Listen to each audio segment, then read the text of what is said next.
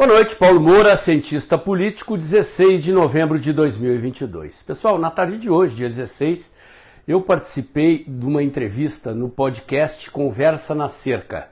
Esse podcast pertence ao site Notícias Agrícolas, da família do jornalista João Batista Olive, do canal Tempo e Dinheiro, onde eu faço meus comentários políticos todos os dias à tarde. O assunto certamente foi sobre política e eu acho que a Carla Mendes foi muito feliz na condução do podcast e resolvi trazer o podcast aqui para o meu canal. Eu trato dos movimentos cívicos, de como chegamos a este momento na história recente do Brasil e quais são as perspectivas da conjuntura política brasileira para o próximo período, antes ainda da posse do meliante, e faço uma vinculação entre os acontecimentos recentes e a história do Brasil. Outros momentos da história em que a gente teria vivido situações parecidas, porque o que a gente está vivendo é inédito. Gostei do podcast e vou trazer ele para vocês aqui. Espero que vocês também gostem, mas antes eu quero agradecer a você que doa pelo Pix e pela conta bancária do canal. É a sua doação mensal que garante que esse canal exista há mais de 2 anos, trazendo informações e análises independentes, sempre focadas em ideias liberais, valores conservadores e na luta por liberdade e prosperidade, ordem e progresso no Brasil. Agradeço também a vocês que estão convidando os amigos para vir seguir o canal, compartilhando os meus vídeos. Estamos muito pertinho de chegar a 96 mil seguidores e da meta de 100 mil, que eu continuo perseguindo e eu chegarei lá com a ajuda de vocês. Fiquem aí com o podcast. É um pouquinho longo, mas eu achei que ficou muito bom. Pelo menos sou suspeito para falar porque eu fui um entrevistado. Em seguida eu volto.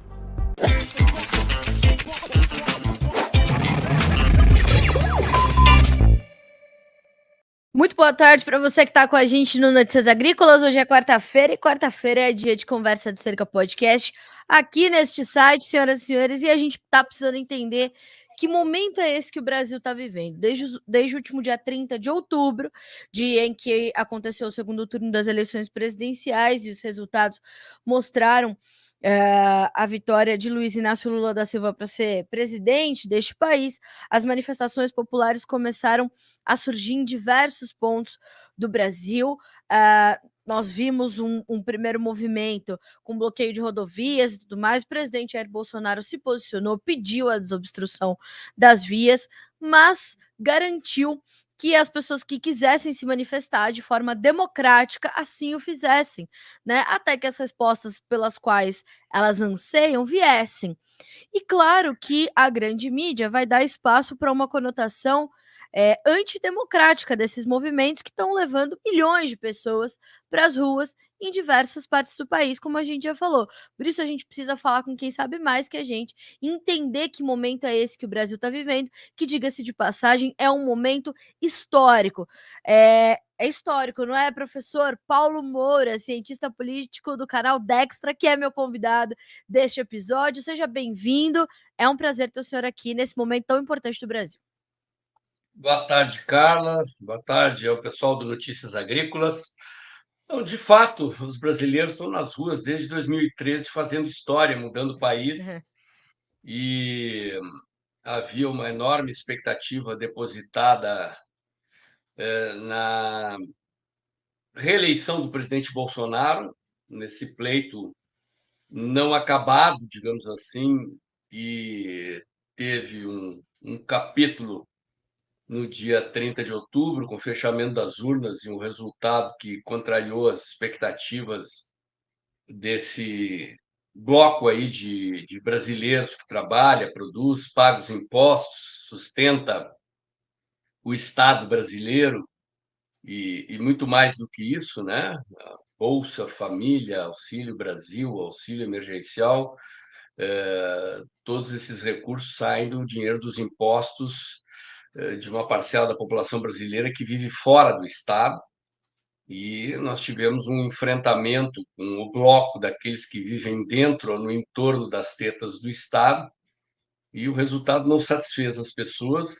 Esse pleito ele tem uma característica diferente dos anteriores, porque dessa vez não foi apenas uma desconfiança sobre o resultado que emergiu após o fechamento das urnas, mas uma quantidade enorme de auditorias privadas e a auditoria das Forças Armadas reforçou muito a desconfiança de que há anomalias no pleito e as pessoas então saíram imediatamente às ruas pedindo que isso seja esclarecido, que isso seja essa desconfiança seja removida com a abertura dos códigos-fontes das urnas eletrônicas para que as Forças Armadas possam fazer uma auditoria completa, que não puderam fazer, o TSE não permitiu, e dirimir essa dúvida, né? A gente ter certeza se o resultado do pleito foi, de fato, fidedigno à vontade do povo ou se essas anomalias reforçam a desconfiança do povo brasileiro de que há algo de errado com o nosso sistema eleitoral.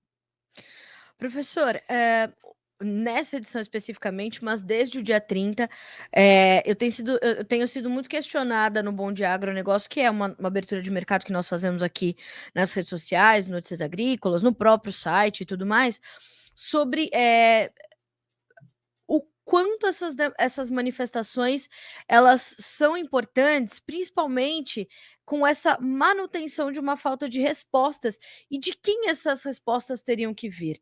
É do judiciário, é a Suprema Corte que deve uma resposta a esses milhões de brasileiros que estão nas ruas, é o próprio TSE. Quem é que vai responder a esses questionamentos? Porque se a gente observa os diversos tipos de análises que nós temos, não só das manifestações, mas do próprio relatório das Forças Armadas, elas são as mais diversas possíveis e elas conseguem até subverter as coisas, né? Por exemplo, hoje eu ouvi uma jornalista, por exemplo, na Jovem Pan, dizendo: mas não é um abuso as pessoas estarem ainda nas ruas com o relatório das Forças Armadas apontando que não houve fraude, quando, pelo contrário, na sequência da divulgação, as próprias Forças Armadas trouxeram uma nota dizendo: não excluímos a possibilidade ou a probabilidade de fraude. Como é que a gente tem que olhar para essas pessoas e da onde tem que vir essa resposta, professor? A resposta tem que vir das autoridades constituídas, dentre as quais o Poder Legislativo, o Poder Judiciário e as Forças Armadas, né? As pessoas, esse outro lado, digamos, representado por aquilo que a gente chama de establishment, que é, digamos, uma elite política que controla a máquina do Estado, independentemente de quem é o governante, eles somente reagem sob pressão popular, né? E a eles cabe dar resposta, e foi o TSE que convocou as Forças Armadas a participar do processo de fiscalização da eleição. Os militares não se autoconvocaram, eles foram convidados e aceitaram. E o resultado, como tu bem disseste, Carla, é que eles apontaram que o sistema é vulnerável a diversos tipos de invasão, digamos, existem várias janelas dentro do processo de gestão e apuração de uma eleição em que invasores externos podem acessar o sistema ou que o sistema possa acessar, como eles dizem em linguagem técnica, bibliotecas externas de dados que oferecem oportunidades para invasão e que, para afirmar que não houve fraude, os militares teriam que completar a auditoria, teriam que ter acesso aos códigos-fonte. O código-fonte ele é um registro de todas as alterações que são feitas no sistema. Então, cada vez que o sistema é atualizado, que é introduzido uma nova linha de comando num programa de computador, né, ele gera um código-fonte. E como o sistema tem essas vulnerabilidades, essas possibilidades de acesso externo, que permitiriam, em tese, alterar dados, né? Só uma auditoria feita com softwares, com sistemas, permitiria ter certeza de que o sistema não foi adulterado e, se foi, de que forma, por quem, em que momento. E então as pessoas foram para a rua num desespero, porque a Justiça Eleitoral foi completamente parcial nessa eleição. Sim. A censura atingia um lado só. Censura que não se justifica para nenhum lado, mas só conteúdos, páginas, sites, perfis da direita foram censurados. Só ativistas, candidatos, gente eleita, inclusive, por esse grupo de brasileiros que está nas ruas, foram censurados e estão sendo perseguidos. Então, diante da parcialidade da justiça e diante da inconfiabilidade do Congresso Nacional, os brasileiros foram às ruas pedir um SOS Forças Armadas, pedir que as Forças Armadas, que estavam apurando o processo, tomassem uma atitude, no sentido de atender a demanda das pessoas, de esclarecer o resultado da eleição. Então, no início estavam pedindo intervenção federal, agora o pedido é só SOS Forças Armadas, né? Alguma solução que venha dali. E as Forças Armadas responderam dessa forma, né? Apresentaram o seu relatório, deixando em aberto o risco de fraude. Então, cabe agora ao sistema judicial responder, e os indícios não são bons. Os representantes do sistema estão respondendo, como disse o ministro Barroso lá em Nova York, né? Perdeu, mas não Pois é. amola. Uma linguagem de bandido, né? Que é quando um bandido vai assaltar alguém e roubar um celular, a carteira, um relógio, perdeu o mané, entrega, né? Um juiz da Suprema Corte usando essa expressão, doutor Alexandre de Moraes afirmando que a eleição acabou, está encerrada, que ao contrário do que dizem os militares, nenhuma fraude foi encontrada, e a imprensa repercutindo isso, né? Então, agora existem duas expectativas no tabuleiro. Uma delas diz respeito à auditoria do PL, o partido do presidente. No Sim. primeiro turno vazou um relatório parcial do PL, agora vazou outra parcial do relatório do PL, e o PL emitiu uma nota dizendo que este não é o relatório definitivo, e a imprensa traduz o fato de que o PL diz que não é o relatório definitivo, dizendo que o PL não vai pedir anulação da eleição. O PL não disse que não vai pedir anulação da eleição e pretende, nos próximos 15 dias, acho que até o início de dezembro, apresentar o relatório definitivo, mas as parciais já confirmam aquilo que veio no relatório dos militares, aquilo que veio desse técnico argentino aí que tem revelado vulnerabilidades sucessivas do sistema. Então, é possível que venha uma resposta ali. O PL demandar ao Tribunal Superior Eleitoral, ou, no mínimo, a abertura dos códigos-fonte para uma apuração, assim como pedido dos militares, ou, inclusive, a anulação do pleito. E isto, se for um protocolo formal, digamos assim, protocolizado lá na Justiça Eleitoral, o TSE terá que dar uma resposta. Tudo indica que vão responder da mesma maneira, né?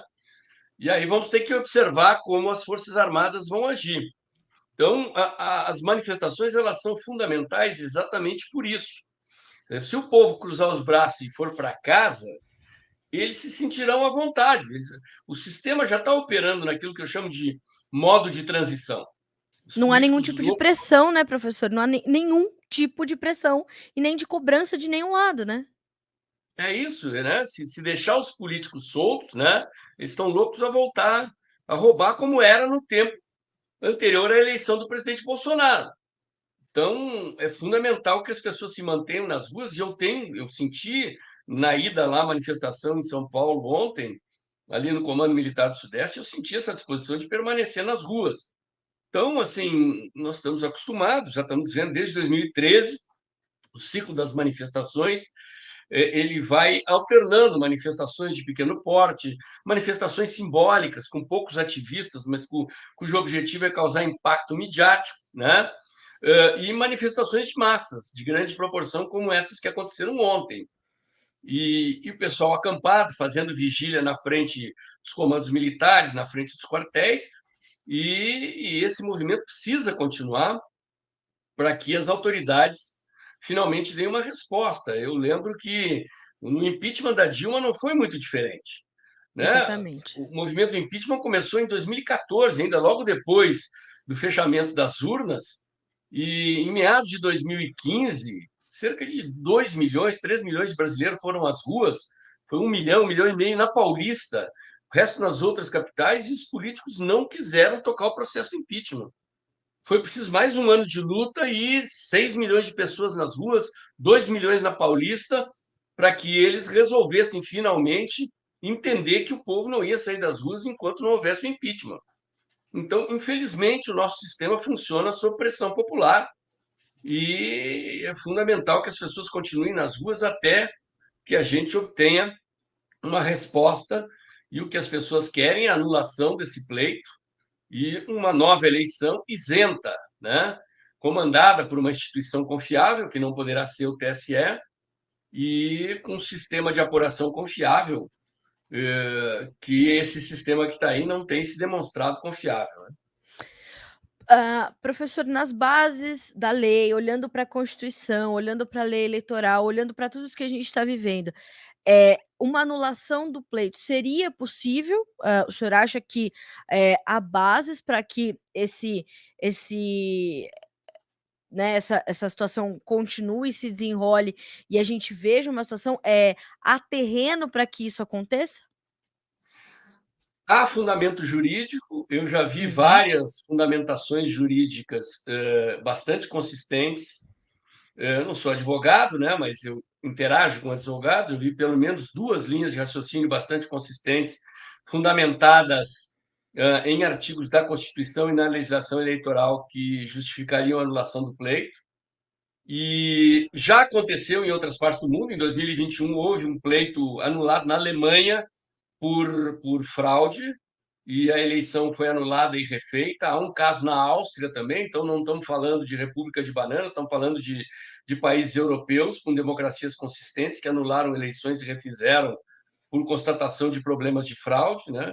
Não são Certo. eleições conduzidas com sistemas eletrônicos, né? O sistema antigo de voto em urna com cédula de papel, e isso aconteceu. Então, o que é preciso que aconteça? Primeiro, é preciso provar que todas essas evidências que estão emergindo dos relatórios de auditoria privada e do relatório das Forças Armadas que sejam comprovadas as anomalias, né? Que de fato aconteceu. E para isso aconteceu, o TSE tem que abrir os códigos-fonte. É muito estranho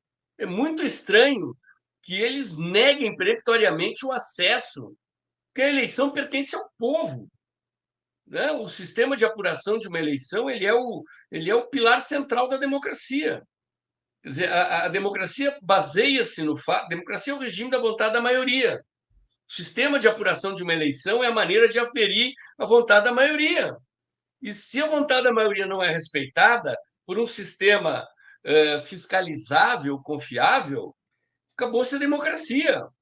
Nós já estamos vendo a censura campeando, jornalistas sendo punidos, influenciadores digitais sendo desmonetizados, suas contas fechadas. Né? Quer dizer, onde é que isso vai parar? Né? Parece que é um sistema absolutista de novo tipo que tem o judiciário como o soberano absolutista. Isso não é democracia? Então, os movimentos, do meu ponto de vista, têm que se concentrar nessa demanda pela abertura dos códigos-fonte, para a abertura do sistema para uma auditoria completa. Porque se a auditoria for feita e for comprovado realmente que o sistema não é confiável, cria-se o motivo jurídico justificado para anulação do pleito e a realização de outra eleição. Né? Óbvio que Sim. isso vai implicar em algumas questões, quer dizer, possivelmente vai precisar o quê? 90 dias para uma nova eleição?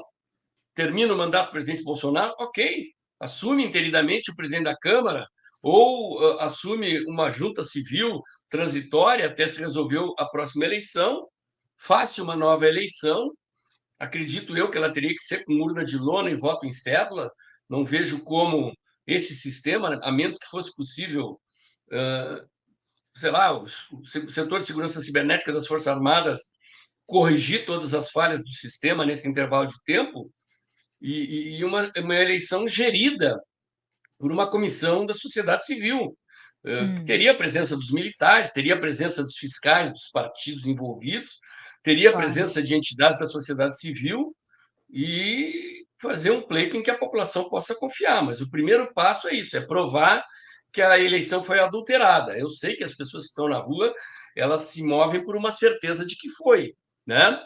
Sim. E eu mesmo, eu era cético em relação a isso, hoje eu estou totalmente convencido de que realmente, né, é, tem que abrir a caixa preta e investigar. E então essa é a situação na qual nos encontramos. A partir do momento que for comprovado que o sistema não é confiável, né, aí as autoridades que conduzem as instituições nacionais vão ter que garantir a realização de um outro pleito em bases confiáveis. Até porque, né, professor, o grande argumento dessa história das urnas eletrônicas é de que o voto é sim total e completamente auditável. E eu acho que nada mais do que como o senhor já falou aqui, uma auditoria completa é abrir este código-fonte. Se ele é o que vai provar a lisura do processo eleitoral, acho que faz parte do processo e faz parte do processo democrático a cobrança disso, e se está tudo certo, por que não abrir? Exatamente. Não, e tem mais um detalhe, quer dizer, outro pilar da democracia é o sufrágio universal direto e secreto. E surgiu agora nos últimos dias uma revelação vindo da Argentina, desse analista aí que está revelando essas informações, de que ele teria acessado o sistema e que é possível identificar quem votou em quem, que o nosso sistema não seria secreto, que através do acesso ao sistema, que ele acessou, um sistema que era inviolável, e ele, inclusive, está divulgando imagens dos logs de acesso e dos arquivos. Cidadão tal, título de eleitor tal, votou a tal hora, em sessão tal, em tais candidatos. Isso é gravíssimo, Sim. porque é dos pressupostos primeiros, quando o sufrágio universal, direto e secreto foi inventado, há séculos atrás, no processo de evolução do sistema eleitoral, né, no surgimento da democracia liberal, o voto secreto é uma proteção do cidadão contra a perseguição dos governantes. Quer dizer, se o nosso sistema nem isso garante, é gravíssimo. É gravíssimo. Isso tem que ser Professor, apurado. a gente já passou, salvo 2013, salvo a questão do impeachment da presidente Dilma, na ocasião, a gente passou momentos semelhantes a esses, ou a este que nós estamos vivendo no Brasil com tanta força, desde a nossa redemocratização, ou, o senhor conseguiria nos trazer outras analogias que nos trouxeram até aqui com a nossa jovem democracia, né, buscando a sua maturidade, mas tropeçando nesses obstáculos enormes, como esses que a gente está vendo agora. Aqui a gente se remete no passado para entender o que a gente está vivendo no presente. Não há precedentes históricos, Carla. Assim,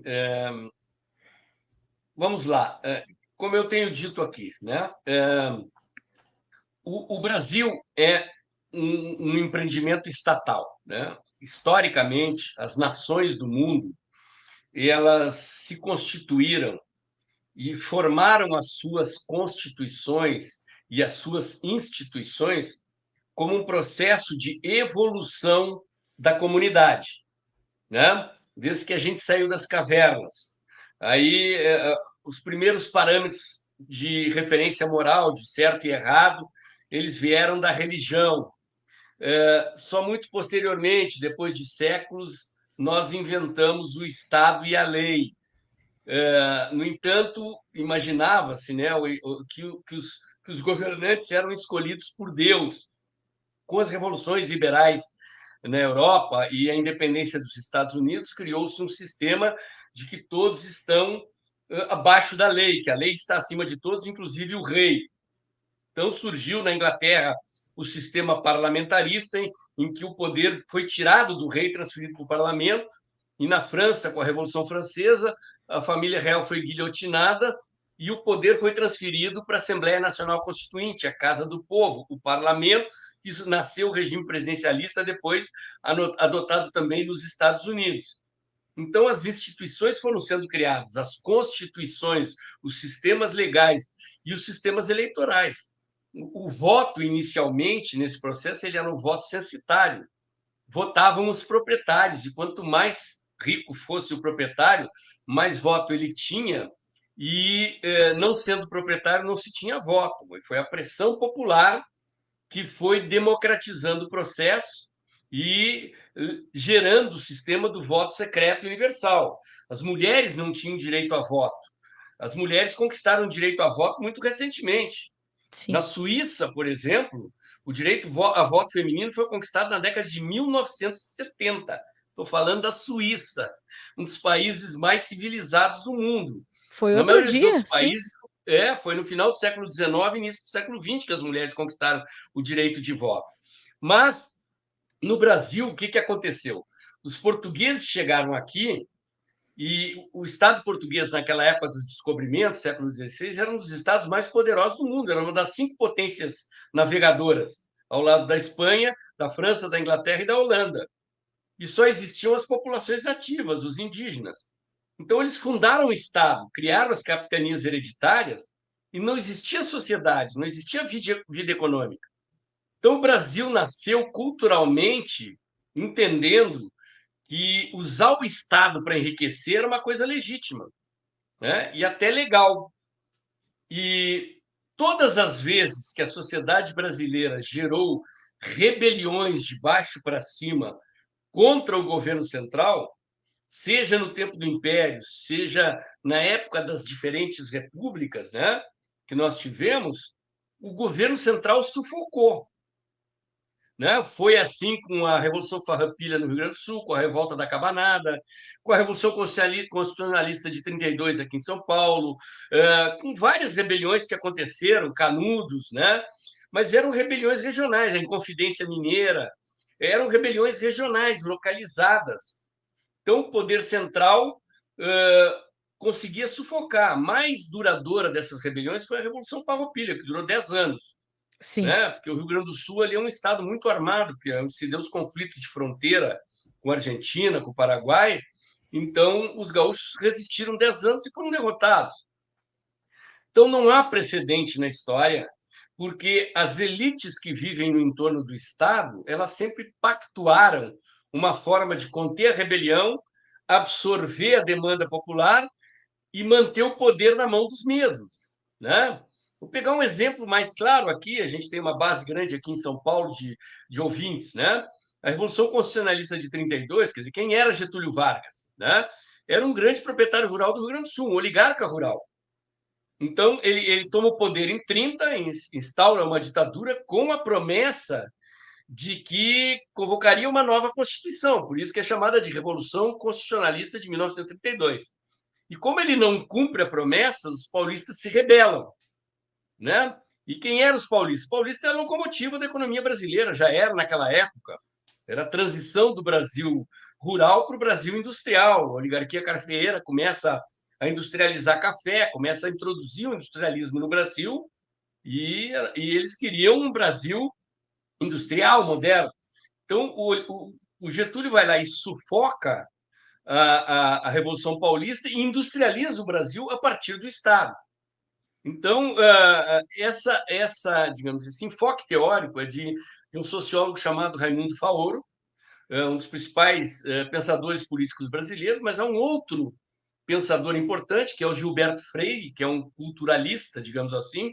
Ele Sim. fala dos fundamentos da formação da nação brasileira, olhando o comportamento cultural da sociedade, e ele formula esse enfoque teórico dos pactos para que as coisas mudem sem mudar nada.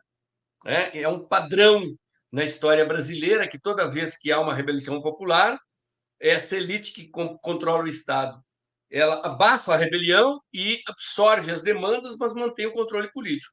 O que está acontecendo no Brasil hoje é que, pela primeira vez, surgiu um movimento nacional, ou seja, não é uma rebelião estadual localizada, Certo. de empreendedores, ou seja, quem é a base social desse movimento? São empreendedores de todos os tamanhos e tipos, desde o vendedor autônomo na rua, ao profissional liberal, ao pequeno comerciante, ao pequeno empresário, ao médio empresário, ao grande empresário, como são os empresários do agro brasileiro, alguns empresários da área do comércio, como é o velho da van e outros, né? Quer dizer, é um segmento da sociedade brasileira que não faz parte dessa elite que controla o Estado, que vive do próprio trabalho e carrega nas costas esse outro grupo, né? E quando o presidente Bolsonaro se elegeu, surpreendendo a todos eles, porque o candidato deles era o Alckmin, né? Exato. Eles se reorganizaram para reagir, né? Aquele pacto do Rodrigo Maia com o STF para conter as reformas, começa a repressão aos conservadores e culmina com essa eleição estranha que nós tivemos, que é uma tentativa deles abafar esse movimento e impedir que esse segmento da sociedade brasileira assuma o poder, né? Porque o Certo. poder de fato está com eles ainda. Eles controlam a mídia, controlam as instituições, controlam as universidades, as instituições educacionais, o meio cultural. Eles têm do lado deles os banqueiros que sempre viveram em conluio com o Estado, né? Os empreiteiros privados e que são empreiteiros de obras públicas que querem voltar àquele sistema anterior de pagamentos, investimentos públicos por emendas, né? Quer dizer, o que fez o ministro Paulo Guedes? Ele criou um sistema de privado de obras públicas. Quem está fazendo a revolução na infraestrutura do Brasil é a iniciativa privada, com financiamento privado, com obras bancadas pela iniciativa privada, né? E o dinheiro que é do pagador de impostos, como se chama o dinheiro público, né? Eu não gosto dessa expressão, ele está indo para projetos sociais, para educação, para segurança, para saúde. Sim. E os empreiteiros de obras públicas já estão lá batendo na porta do Congresso, pedindo para as emendas do relator destinarem investimentos em obras públicas para voltar àquele sistema em que o parlamentar dá um dinheiro para a empreiteira e depois passa no balcão da empreiteira para pegar uma parte daquele recurso, né? Que era o sistema anterior ao mensalão.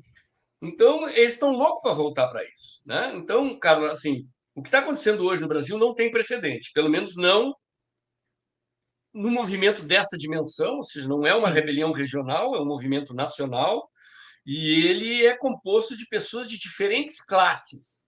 Você vai nas manifestações, você vê pessoas, né? Você vê camelô, vendedor ambulante, Tem de pessoas tudo. idosas, gente de todo Sim. tipo.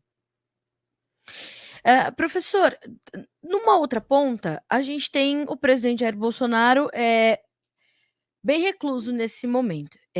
Não é uma crítica, não é uma análise, né, ele tem optado por estar assim. Ele falou, alguns dias depois do resultado da eleição, não, não se manifestou em torno do resultado da eleição, falou sobre as manifestações e, na sequência, ele veio às redes sociais e pediu, inclusive, a desobstrução das vias, pediu a garantia do direito de ir e vir das pessoas e pediu que as manifestações democráticas, né, continuassem se eles assim desejassem e tudo mais. Aí eu queria entender uma análise do senhor sobre esse comportamento do presidente Bolsonaro nesse momento e 2, entender se esse silêncio, fecha aspas, né, do presidente, ele é importante para legitimar esses movimentos como sendo movimentos do povo, né, com essa com esse não posicionamento, vamos dizer dessa forma, do presidente Bolsonaro, isso acaba, dando esse carimbo de que realmente é um movimento do povo brasileiro e não é um movimento, apartidário ou um movimento do presidente Jair Bolsonaro e de seus apoiadores? A segunda parte da sua fala é a resposta, né? Nós temos que observar o que aconteceu nos Estados Unidos, com aquele episódio do Capitólio, né? Uhum. O ex-presidente Trump ele não incentivou a invasão do Capitólio, mas ele incentivou as pessoas irem para a frente do Capitólio se manifestar. E até hoje ele está sendo processado, ativistas estão sendo processados, presos, né? E responsabilizados por aquela invasão. De fato, a invasão da instituição é um erro, né? É indefensável e ela rompe, digamos assim, a normalidade democrática. A manifestação pacífica é aceitável. O presidente Bolsonaro ele é parte nesse processo. Parte que eu quero que é o seguinte, né? Ele foi candidato, parte no sentido jurídico, né? Então você tem uma parte que é a candidatura supostamente eleita, né? E a outra parte que é a candidatura supostamente derrotada.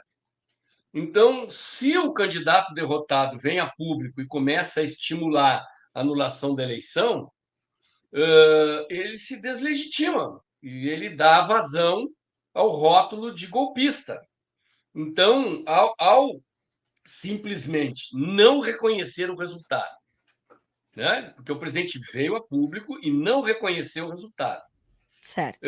Ele diz: olha, continuem pacificamente. O presidente ainda foi mais longe do que não reconhecer o resultado. Pediu para desobstruir as vias e continuem se quiserem. Ele fica, né, passivamente, mas dando aval ao que está acontecendo. A mesma Sim, coisa as Forças Armadas. Né? As Forças Armadas defenderam e, inclusive, estão acolhendo os manifestantes no entorno das instalações militares. sim, Não estão deixando que os manifestantes sejam punidos, né, por estarem se manifestando, desde que não obstruam vias. Estão legitimando a demanda das pessoas por um esclarecimento na medida em que emitiram um relatório que levanta suspeita de fraude e requer uma resposta. Então, do meu ponto de vista, o presidente está agindo estrategicamente, está agindo corretamente, e ele, todos nós precisamos continuar nas ruas para que as autoridades se sintam pressionadas a dar uma resposta à demanda da população. Essa é a minha leitura, né? Não tenho contato pessoal com o presidente Bolsonaro, sou um analista e percebo desta forma.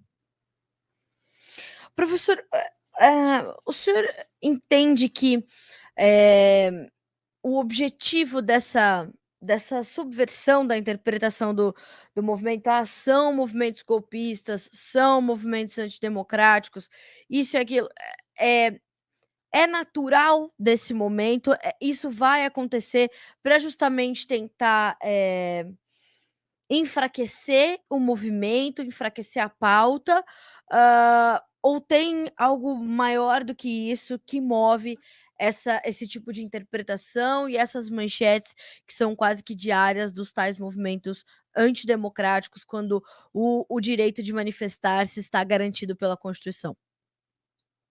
Olha, Carol, assim, nós estamos vivendo uma disputa de poder, Uhum, não é apenas uma disputa eleitoral. Quer dizer, uhum, o Estado brasileiro é controlado por uma camarilha que ela só vai mudando os personagens ao longo da história, né? Mas são sempre os mesmos. Em geral, ela pode se renovar, né? Lá no tempo do Império eram as oligarquias rurais. Depois, com o início da fase republicana da história brasileira, as oligarquias industriais entraram no pacto. Depois, o capital financeiro, os bancos, depois ou sempre, né? Quando surgiu o capital financeiro no Brasil, eles faziam parte, digamos assim, desse clube de golfe da elite. E com a eleição do Lula em 2002, o PT ganhou a carteirinha de sócio do Country Club, né? Para jogar clube, para fumar charuto, tomar uísque e jogar golfe com essa turma que sempre controlou o poder naquele joguinho que o sim, professor Olavo chamava de Teatro das Tesouras, em que o PT e o PSDB se alternavam e não existia direita em cena. certo. Então, esse jogo acabou. O que existe agora é uma luta nua e crua desse segmento da sociedade brasileira que produz a riqueza do país e paga a conta e que quer ter um governo seu, né? Que não aceita mais ser governado por esses caras que ficam sugando os recursos públicos para os bolsos deles. Então, a mídia faz parte dessa camarilha. Essas Uhum. empresas de comunicação elas estão loucas para voltar a receber bilhões em recursos públicos, em publicidade, ou financiamento barato do BNDES para elas atualizarem os seus equipamentos. Tem jornais aí que construíram parques gráficos gigantescos com financiamento a juros subsidiado do BNDES. Né? Exatamente, sim. Com a evolução da tecnologia, empresas de telecomunicação têm que ficar trocando equipamentos em alta velocidade, porque os equipamentos são cada vez mais novos e para você competir, você não pode ficar com equipamento antigo. né? Você precisa de internet cada vez mais de velocidade, equipamentos cada vez mais eficientes e tal. Então, eles querem verba de publicidade, querem dinheiro dos bancos públicos a juros subsidiados. E então a rotulação do nosso lado aqui, como se nós fôssemos golpistas, faz parte de um teatro, e um teatro que é jogado, inclusive, para a mídia internacional, porque há movimentos parecidos com esses no mundo inteiro. E o tratamento que é dado, né, que foi dado aos republicanos nos Estados Unidos, que é dado à direita italiana que venceu a eleição agora, ou, enfim, né, a direita em geral no mundo, é esse, né? Porque é uma disputa de poder, é uma disputa de poder que tá em curso, né? Não sabemos qual será o desfecho, mas os patriotas revelam uma disposição, uma garra, uma vontade de vencer essa guerra que é admirável, que é muito, muito considerável e que eu acho que tem sim condições de vencer essa parada. Eu perguntei isso, professor, porque também hoje, e desde o dia 30, né, a gente, naturalmente, a gente que está na frente da câmera, a gente vai ser questionado, né, e dos dois lados. E em determinado momento, eu, na minha modesta opinião, eu não sou analista, não sou, eu sou uma comunicadora, eu preciso tirar uma fotografia do fato e fazer a minha visão daquilo, né? E a partir desse momento a gente já está dando algum viés àquilo ou relatando aquilo de alguma forma, e eu vejo que esse movimento, essas pessoas, essa movimentação, como a raiz da palavra fala que é o movimento, né? As pessoas quererem movimentar o sistema, quererem furar a bolha, que é muito dura, né? Que ela é difícil de ser rompida, ultrapassa uma ideologia política, né? E eu falei isso hoje, e teve uma pessoa ali que falou assim: pelo amor de Deus, é somente sobre ideologia política. E na minha modesta opinião, na minha modesta percepção, ela vai muito além de ideologia política, porque a gente está olhando muito para frente, né? Os governos passam e o Estado fica, professor. Então, eu queria ouvir sua opinião. A gente está realmente além das ideologias políticas nesse momento, apesar da gente estar vivendo esse jogo de poder, e claro que a gente vai passar pela ideologia política para todo esse movimento acontecer, porque cada um tem a sua, e aí você vai se juntar aos seus, quem pensa parecido contigo, ou realmente é só sobre ideologia política, professor? As visões de mundo, né? Prefiro essa expressão do que Ah, muito a melhor. terminologia. Elas são inevitáveis, né? Eh, Vamos assim, se eu tivesse que falar das correntes de pensamento que estão dentro desse movimento patriótico, né?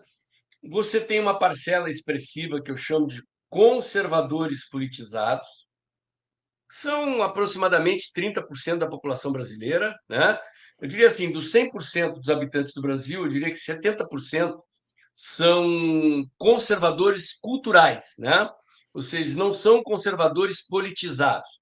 São pessoas religiosas que são contra o aborto, contra a liberação das drogas, contra a ideologia de gênero, né? Culturalmente, dentro desses 70%, quer dizer, 30% de 100, não 30% de 70, são os politizados.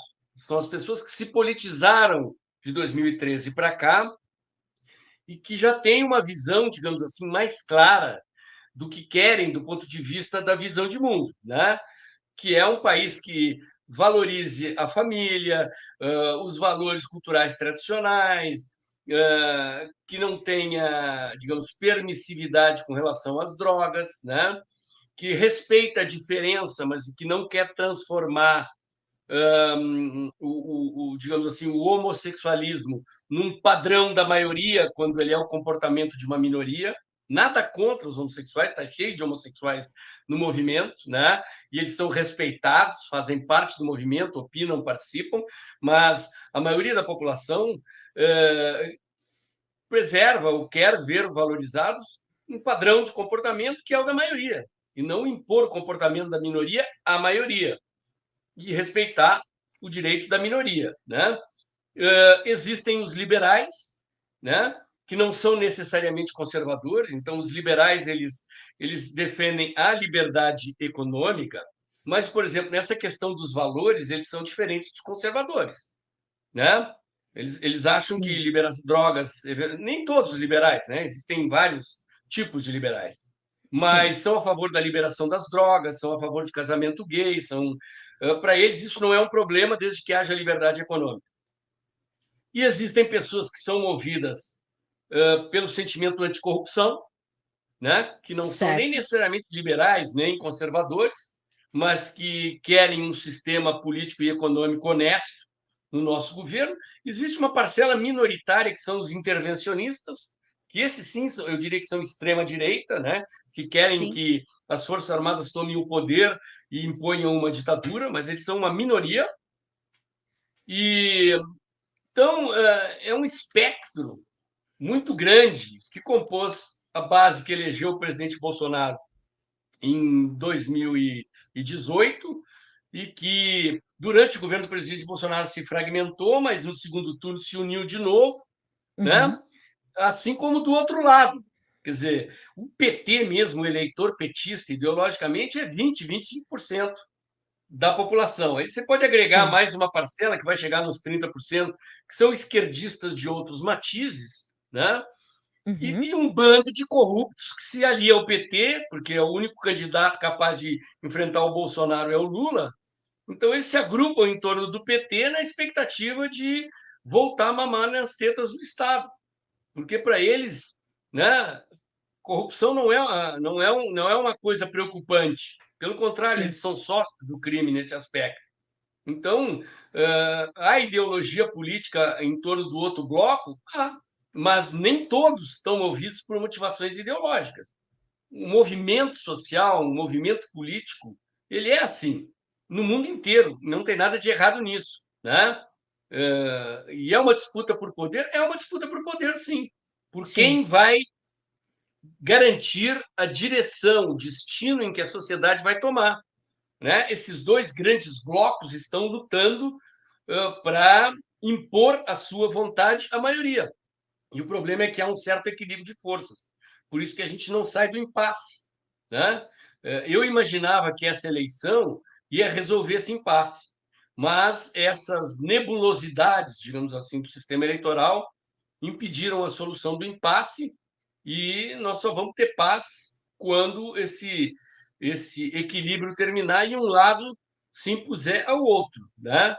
E o fato é que os patriotas aí, a turma de verde e amarelo, não está afim de jogar toalha e de entregar o jogo fácil e o jogo está aberto, né? Vamos ver como é que a coisa se desdobra daqui para frente. Professor, falta 1 mês e 20 dias, ou 15 dias, 1 mês e meio para terminar, 2022. Eu queria que o senhor elencasse alguns pontos que te preocupam e outros que te tranquilizam diante da sua experiência, diante do processo que o senhor conhece, desses fundamentos jurídicos que o senhor estudou e procurou saber para esse pedido, para se anular a eleição e ter uma nova, sobre esse comportamento do presidente Jair Bolsonaro, sobre o seu entendimento desses movimentos e a garantia que eles têm de estarem ali, né, aqueles manifestantes de estarem o quanto quiserem nas ruas, as ruas, né, elas estão ali para isso, né? Enfim, eu queria que o senhor elencasse alguns pontos que temos que ter atenção, que te tranquilizam de algum lado e que te preocupam de outro, professor. Eu não sei se o termo tranquiliza é exatamente o adequado, né? Cabe Mas nesse momento, né, professor? porque assim eu vou aceitar a terminologia, né? Mas assim o que me deixa feliz, né? É o povo na rua, né? É Certo. perceber que a oposição a esse outro bloco continua e não está revelando nenhuma disposição de desistir e aceitar a ilegalidade, a desonestidade na condução dos destinos do país, né? Todo o resto me preocupa. Então, daqui até o fim do ano, nós ainda temos uma data emblemática, que é o dia 19 de dezembro, que é a data da diplomação do cara que saiu dessas urnas problemáticas. E falta, então, hoje é dia 16, falta pouco mais de um mês. E esses 33 dias são uma eternidade. Neste meio tempo, haverá o relatório do PL, né, questionando o resultado. Já temos o relatório das Forças Armadas e o povo vai continuar nas ruas fazendo pressão política por uma resposta, né? Então, o que pode acontecer daqui até lá? O movimento patriótico obteve uma vitória, a gente conseguir comprovar que o resultado da eleição não corresponde fidedignamente à vontade da maioria e a gente conquiste uma nova eleição, que é o que eu espero que aconteça, ou que o sistema tente empurrar a goela abaixo a posse do cidadão esse aí que foi, digamos assim, tirado da cadeia para concorrer, né? Sim, E a oposição continuar ferrenhamente nas ruas, no embate para infernizar a vida do governo eleito, né? Lembrando que nós elegemos uma bancada expressiva no Congresso, né? Nem todos que se elegeram pelos partidos à base de apoio do presidente são conservadores, bolsonaristas, né? Acho que o governo tem poder de cooptação sobre uma parte, mas é uma bancada numerosa, alguns parlamentares que se reelegeram, portanto já têm a experiência de uma legislatura, e o que eu espero é que haja, eh, se nós não tivermos a vitória, né, que é a realização de uma nova eleição, sim. que nós consigamos exercer uma oposição ferrenha realmente, né, eh, contra o governo que está nos sendo imposto. E o senhor, acredita que de fato, é de Jair Bolsonaro esse papel do líder da oposição, é ele que vai liderar esse movimento, se consolidando como esse líder efetivamente? Não tenho dúvida disso, né? Líderes de massa, Ótimo, assim, sim, assim como o Lula, como o presidente, como foi o Brizola, como foi o Getúlio Vargas, né? Eles não se produzem de um momento para outro. Você não estala os exato. dedos e produz um líder, né? A Sim, história dá luz a líderes como esse, sob circunstâncias muito específicas.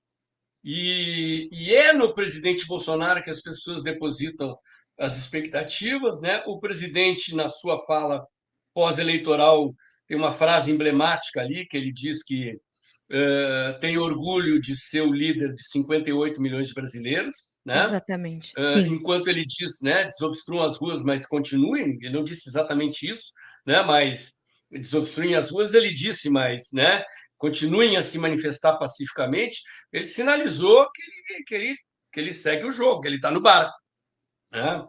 Então, não há como, tanto que o inimigo está tentando transformar o presidente em inelegível, né? exatamente. Tentando impedir, porque eles sabem a popularidade, a força, o poder do presidente Bolsonaro. Então, eu acredito que esse momento transitório que nós estamos vivendo aqui, esse interregno entre a solução para esse impasse da eleição, tem os dias contados, né?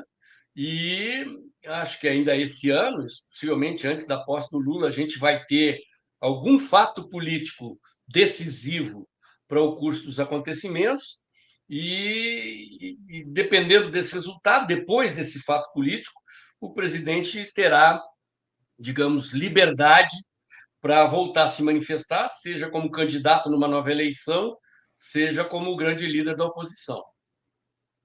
Professor, olha, é sempre bom ter o senhor com a gente para trazer esses esclarecimentos e principalmente para explicar, né, aquilo que a gente não consegue ver na margem da situação, né, ou nessa primeira camada da análise, né, a gente precisa aprofundar o diálogo, a gente tem uma democracia jovem e a gente precisa amadurecê-la, né, e se a gente tiver que lutar por isso, que assim seja. Obrigada por ter aceito o nosso convite. Como o senhor falou, é um momento histórico, é um momento importantíssimo para o rumo da história que esse país vai tomar, e é sempre bom a gente ter esses momentos de lucidez, né, para trazer essa, como eu falei, esses esclarecimentos e mostrar que realmente o movimento está acontecendo e tudo aquilo que fica parado por muito tempo, né, professor, vai se empoeirando e vai perdendo a relevância. Então, o movimentar-se é preciso, né? Histórico, né?